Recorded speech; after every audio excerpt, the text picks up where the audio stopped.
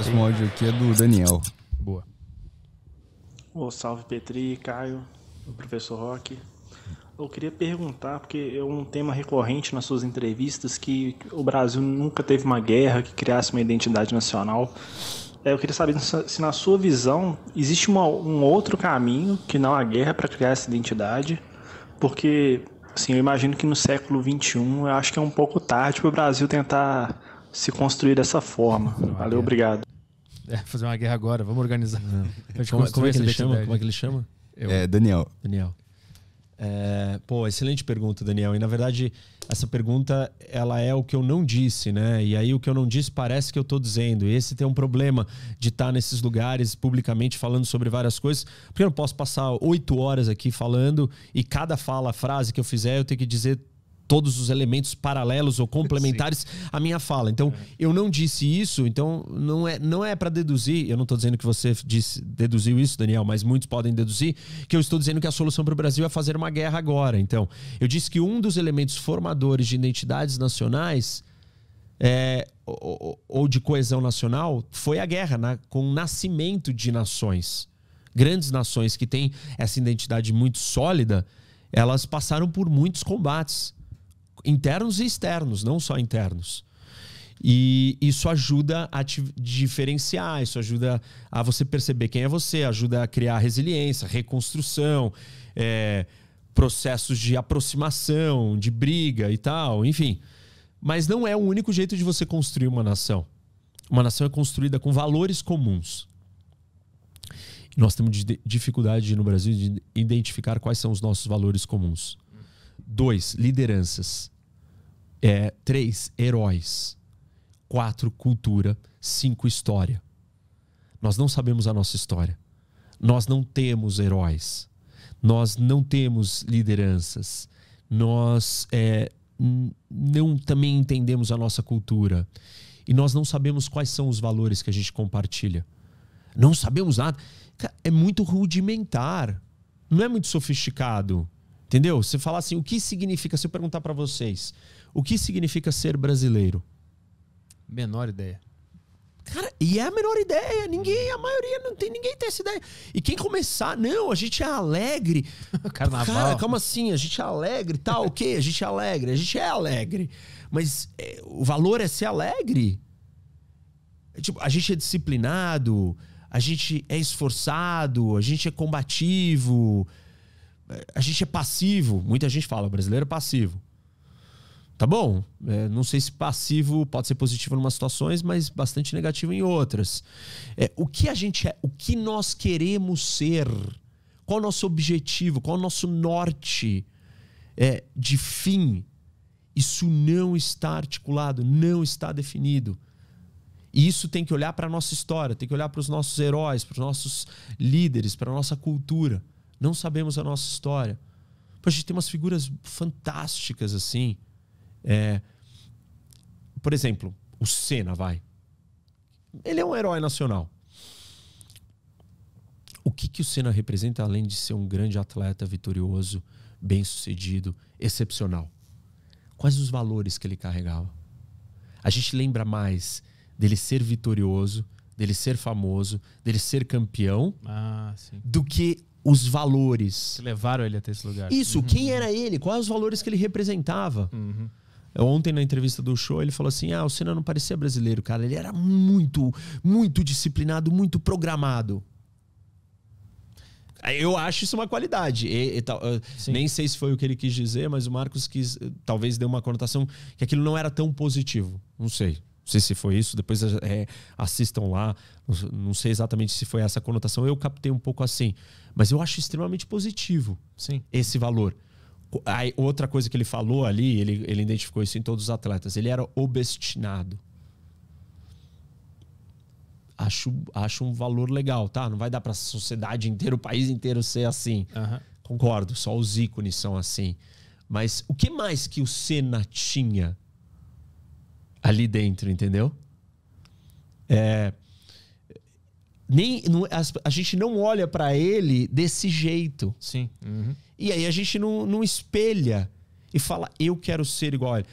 Você quer ser vitorioso. Tá bom, mas é vago ser vitorioso. O que te leva à vitória? Tá no pódio, né? É isso que o cara quer. Tá bom, todo mundo quer estar no pódio, eu acho legal. É um senso de vitória, tal, vamos lutar pra ganhar.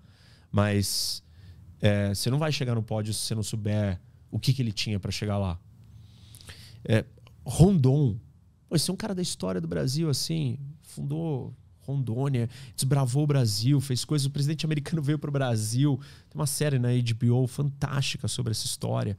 Veio pra cá desbravar o Brasil junto com o cara. O presidente americano ficou doente, morreu. Assim, uma coisa que ninguém sabe sobre isso. E tem tantas figuras assim que a gente não sabe, a gente não tem essa admiração. Se você não tem essa admiração, você não tem os valores, você não tem a história compartilhada. Não tem inspiração, né? Não tem inspiração, não tem história compartilhada. O que faz eu igual a você? A gente só falar a mesma língua e botar a camisetinha amarela quando a seleção joga? Ô, cara, isso é muito pouco. Por que a gente não sabe? O que aconteceu? Porque a gente, falta cultura. Mas por que falta cultura? Porque a gente se tornou... A gente cultivou uma cultura superficial. Isso é a minha análise. Muito mais de entretenimento. Muito mais de diversão, de superficialidade. Não de olhar para nossa profundidade, para quem somos, entendeu? A gente é muito separado. A gente está muito mais focado na família. Para dentro da família que você olha para isso. Tanto que todo mundo fala assim, não, os valores da minha família. Mas você nunca fala os valores do brasileiro, os valores do Brasil. Os valores da família, você sabe quais são. Sim.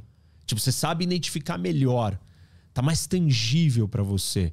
A gente se perdeu numa coisa assim, mistura de problemas na educação, problemas culturais, ser muito grande, ninguém nunca ter valorizado isso. Tem até elementos geopolíticos aí, que eu digo que eu acho que é a questão do clima, que facilita essa não introspecção, mas essa vida coletiva, comunitária, para fora, né? Você não fica aqui dentro de casa, tá um dia lindo, eu vou pra praia. A gente faz muita coisa em conjunto. Como é que você vai ler em conjunto? A gente não vai se encontrar para cada um sentar e ficar lendo. Leitura é uma atividade solitária. E se a gente tem uma cultura muito gregária, a gente vai, por exemplo, ter menos disposição ou tolerância ou hábito de ler. E se você lê menos, você tem menos autorreflexão, né? A leitura é uma atividade silenciosa que quando você está lendo, você não está só lendo, você está pensando, absorvendo, refletindo.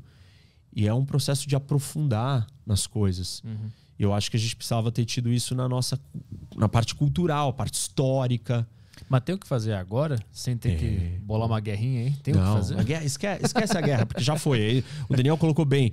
Porque no século XXI não dá mais. Não dá mais. E isso foi na formação. Falei um negócio de formação dos países. Como é que faz agora isso? A gente precisa resgatar a nossa história. A gente precisa começar a se interessar. Isso é sala de aula, tu diz. Educação... Não só. Cultural, né? Cultural. Vamos falar dessa história. Vamos falar, tipo, você falar, eu falar, a televisão falar, os veículos falarem, os meios de comunicação falarem, as pessoas falarem. A gente tem que começar a curtir, descobrir e exaltar, entendeu? E enaltecer. E a gente tem que sair da superficialidade. O problema do Senna, né? Não é olhar pra ele e olhar aquelas grandes vitórias, mas olhar, cara, o que esse cara representou, o que ele trazia, o que ele carregava, qual era o DNA dele, né? É engraçado porque eu só sei do DNA dele porque eu li o livro da ex-mulher dele que conta toda a história dela com ele. E aí eu sei que ele era muito focado, assim, até deixava a família de lado.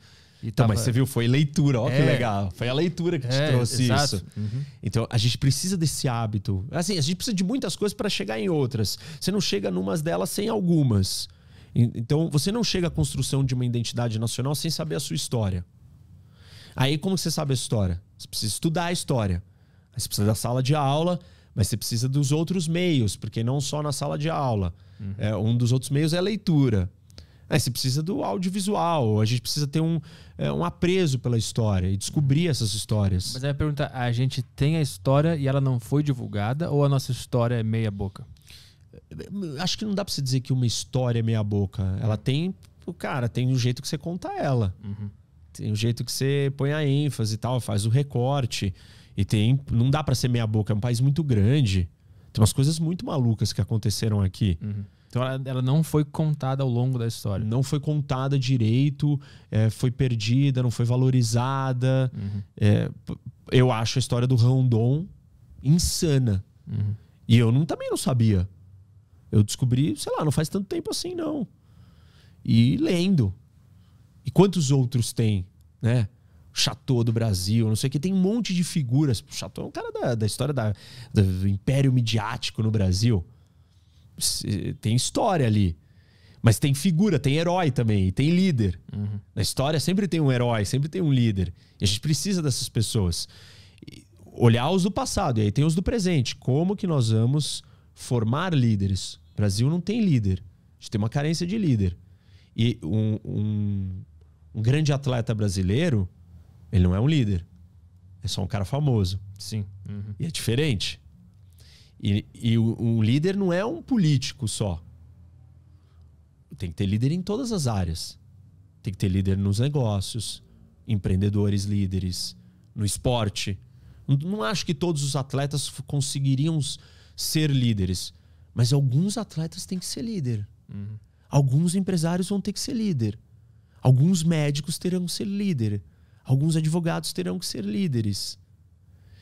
E, assim, a gente precisa dessas figuras tomando a frente. E elas precisam querer também. Precisa cultivar isso culturalmente. Instigar as pessoas a tomar a rédea, sair na frente. E você não toma a rédea de uma coisa que você não acha que tem a ver com você. Sim. Tipo, por que eu vou ser líder no Brasil? Não tenho nada a ver com o Brasil, deixa eu cuidar da minha família. Posso ser líder da minha família. A tua pré-candidatura ao Senado tem alguma coisa a ver com isso? Tudo a ver. Pelo menos é o que eu tô tentando, o que eu acredito. Eu acredito em olhar acima das ideologias, acima das visões fechadas e pequenas. Eu tento olhar o todo. Eu estudei relações internacionais, eu estudei o mundo, eu estudei geopolítica, que é o tabuleiro do mundo. Eu trabalhei com isso, eu viajei, eu voltei para o Brasil, eu olho o todo. Geopolítica é sobre o todo, é sobre o macro. Isso me ajuda a não ficar preso nas minhas visões pequenas. A política me ajudou a perceber a existência de milhões de outros Brasis e brasileiros, porque a gente vive em bolhas.